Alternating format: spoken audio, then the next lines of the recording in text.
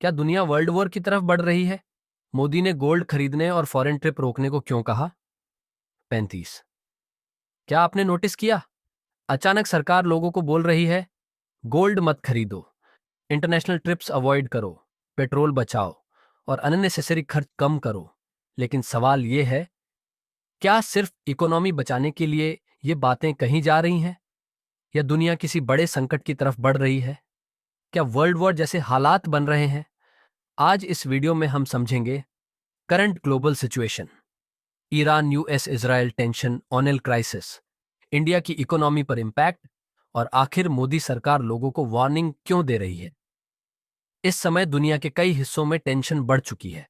Russia versus Ukraine war अभी भी जारी है।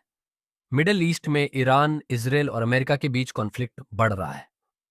चाइना और ताइवान के बीच मिलिट्री प्रेशर बढ़ रहा है। एक्सपर्ट्स का मानना है कि अगर इनमें से कोई भी कॉन्फ्लिक्ट बड़ा हुआ तो पूरी दुनिया की इकोनॉमी हिल सकती है। सबसे बड़ा डर है ऑयल सप्लाई रुकने का। इंडिया अपनी जरूरत का ज्यादातर क्रूड ऑयल विदेशों से खरीदता है और मिडिल ईस्ट का एक छोटा सा रास्ता, स्ट्रेट ऑफ हॉर्मुज, पूरी दुनिया के ऑयल ट्रांसपोर्ट का बड़ा हिस्सा संभालता है। अगर वहां वॉर बढ़ा तो ऑयल सप्लाई रुक सकती है और फिर पेट्रोल डीजल महंगे, इन्फ्लेशन हाई, ट्रांसपोर्ट कॉस्टली और हर चीज के दाम बढ़ सकते हैं। जब दुनिया में डर बढ़ता है तो लोग गोल्ड खरीदना शुरू कर देते हैं, लेकिन इंडिया अपना ज्यादातर गोल्ड इंपोर्ट करता है। मतलब इंडिया को बाहर के देशों को डॉलर देना पड़ता है। अगर लोग बहुत ज्यादा गोल्ड खरीदेंगे तो इंडिया के फॉरेन रिजर्व्स पर प्रेशर बढ़ेगा। इसीलिए सरकार चाहती है कि लोग अननेसेसरी गोल्ड बाइंग कम करें। जब लोग इंटरनेशनल ट्रैवल करते हैं तो फॉरेन करेंसी खर्च होती है। अगर ग्लोबल क्राइसिस बढ़ा तो इंडिया को अपने डॉलर रिजर्व्स बचाने होंगे। इसीलिए सरकार लोगों से कह रही है, एक साल तक अननेसेसरी फॉरेन ट्रिप्स अवॉइड करें।